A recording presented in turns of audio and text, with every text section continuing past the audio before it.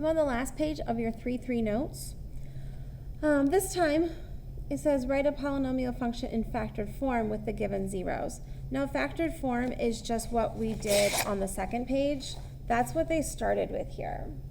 So if you look back here, if you had x minus 1, you had an x-intercept of positive 1.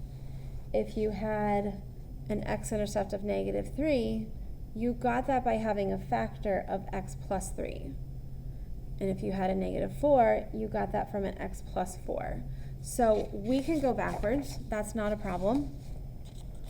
So if I have an x minus 2, you can write f of x equals x plus 2. Again, you just have to do the opposite. To get the positive 2, your factor would be x minus 2. And get the positive 3, your factor would be x minus 3. That's easy. We like that. Part B. For part B, what is the degree? Well, again, we're going to turn back and look at what happened on the last page, because I don't think you actually want to FOIL that all out into standard form. So looking back here, when you had a plain x, x, and x, and you multiplied that all together, turns out we had a lead coefficient of x to the third. Even though our numbers here, the negative 1, the 3, and the 4 aren't the same, you're still just going to end up with an x to the third. So you can just count the number of x-intercepts you have here. They're all 3 different, so you're going to have an x to the third. So the degree makes it cubic. Part C, same idea. The leading coefficient, again, your first term is going to be x to the third.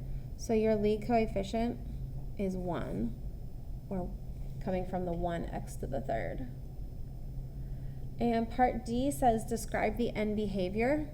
So if you started your function, if you notice there's no negatives here, it's positive. You have 3 x's, so positive x to the third.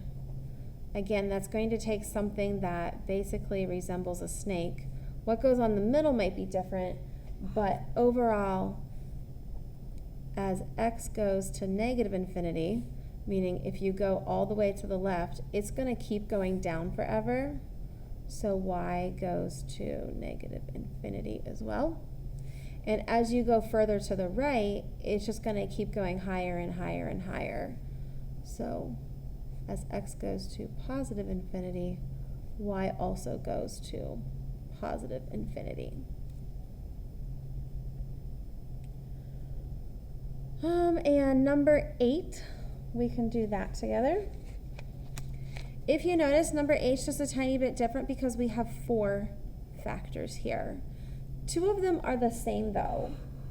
So instead of writing part A, x minus 2 and x minus 2, I'm going to write x minus 2 quantity, or sorry, if you're getting a negative 2, you started with x plus 2 quantity squared.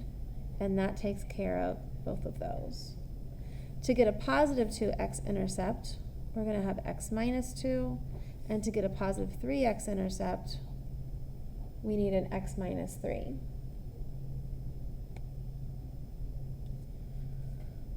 Part B, what is the degree? Well, here you have 2 x's and then 2 more x's.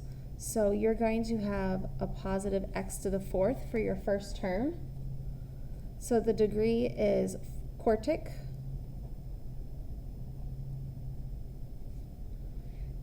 And your lead coefficient for part C, it's just going to be 1x to the 4th. You could actually FOIL all these out, but I'm guessing most of you are okay just taking my word for it. The important question that part C is trying to get at is it positive or negative? It's going to be positive because we don't have any negatives out front. If we threw a negative out front, then it would end up negative x to the 4th. But there's no negative out front. So it's positive. And if you remember, if you have an even exponent or degree and a positive, it's gonna look something like a W. So, kind of like two parabolas. And it might be like very slanted W. It might not be a perfect W, but that's fine. So to answer your end behavior as x goes to negative infinity, if you go all the way to the left, for the left, it's going up. So y goes to positive infinity. If you go all the way to the right, which is positive infinity on the x's, the further over you go, the further up the function goes. So y also goes to positive infinity. So if you're struggling with this, look back at your 3.2 notes, and we have more examples there.